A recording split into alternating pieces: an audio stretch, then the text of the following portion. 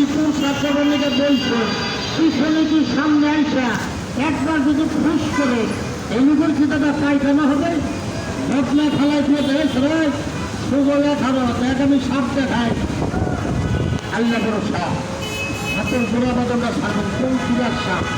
আমাদের সারা কহিরা বেড়ায় মুখ দিয়ে আগুন ভালো হয় এটা হচ্ছে সেই সাপ রাসেল ভাই পান